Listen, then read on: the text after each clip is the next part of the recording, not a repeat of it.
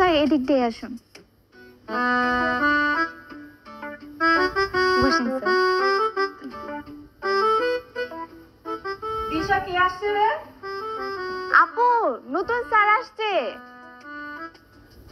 আমি তোমাকে বাংলা ও ইংরেজি পড়াবো। আরে স্যার, আপনি তো মাত্র এসে বসলেন, চা পান করেন, নাস্তা করেন, তারপর পড়াশোনা নিয়ে কথা বলেন। আর এত পড়াশোনা করে কি হবে? মানে? ধরুন স্যার, অনেক কবিরাই কিন্তু খুব বেশি পড়াশোনা করেনি, তবে তাদের লেখা বই, কবিতা এগুলো আমরা সবসময় পড়ি কলেজ লাইফে, স্কুল লাইফে। তাই বললাম, এত পড়াশোনা করে কি হবে? শিক্ষা মানুষের জ্ঞানকে বিকশিত করে, শিক্ষা আমাদের কাঙ্ক্ষিত লক্ষ্যে পৌঁছাতে সহায়তা করে, কর্মদক্ষতা বাড়ায়। স্যার, এগুলো সব বইয়ের মুখস্থ কথা, রাখেন তো এইসব কথা।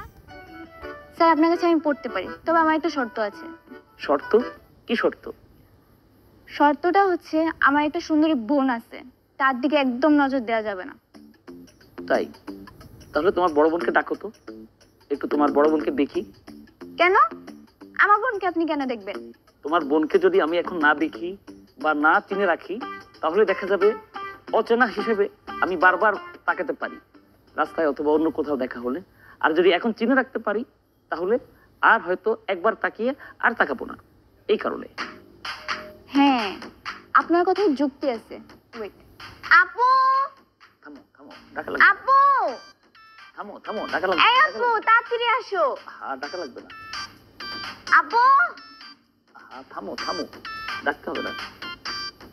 আসসালামু আলাইকুম। ওয়ালাইকুম আসসালাম। কি হয়েছে? রাকেশ কেন? স্যার তোমাকে দেখতে চাইতেছিল, তাই ডাকলাম।